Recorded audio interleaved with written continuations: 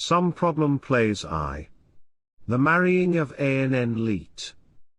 It was for the production of such plays as Mr. Granville Barker's that the Stage Society was founded, and it is doing good service to the drama in producing them.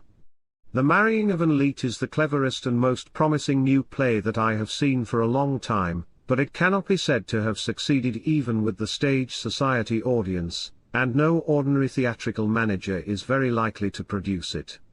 The author, it is true, is an actor, but he is young. His play is immature, too crowded with people, too knotted up with motives, too inconclusive in effect. He knows the stage, and his knowledge has enabled him to use the stage for his own purposes, inventing a kind of technique of his own, doing one or two things which have never, or never so deftly, been done before. But he is something besides all that. He can think, he can write, and he can suggest real men and women. The play opens in the dark, and remains for some time brilliantly ambiguous. People, late 18th century people, talk with bewildering abruptness, not less bewildering point. Their motives, their characters, swim slowly into daylight. Some of the dialogue is, as the writer says of politics, a game for clever children, women, and fools. It is a game demanding close attention.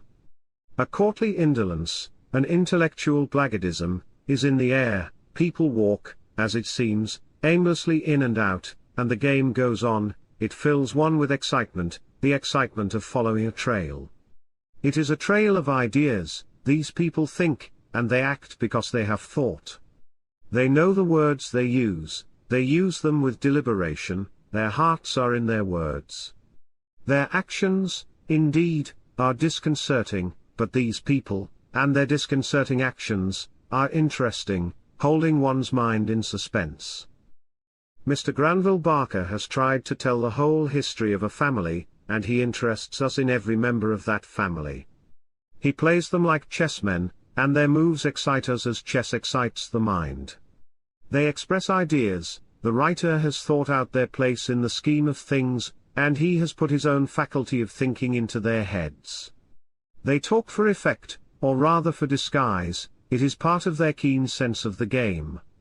They talk at cross purposes. As they wander in and out of the garden terrace, they plan out their lives, and life comes and surprises them by the way.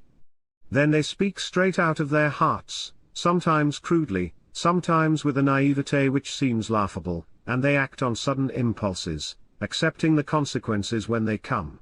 They live an artificial life, knowing lies to be lies, and choosing them. They are civilized. They try to do their duty by society, only, at every moment, some ugly gap opens in the earth, right in their path, and they have to stop, consider, choose a new direction.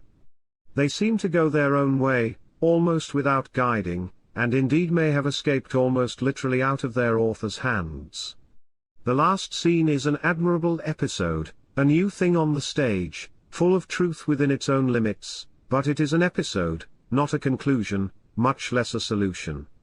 Mr. Barker can write. He writes in short, sharp sentences, which go off like pistol shots, and he keeps up the firing, from every corner of the stage. He brings his people on and off with an unconventionality which comes of knowing the resources of the theatre, and of being unfettered by the traditions of its technique.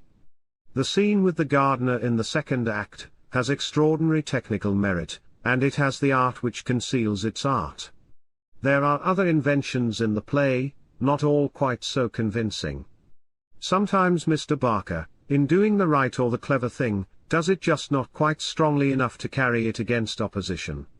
The opposition is the firm and narrow mind of the British playgoer. Such plays as Mr. Barker's are apt to annoy without crushing.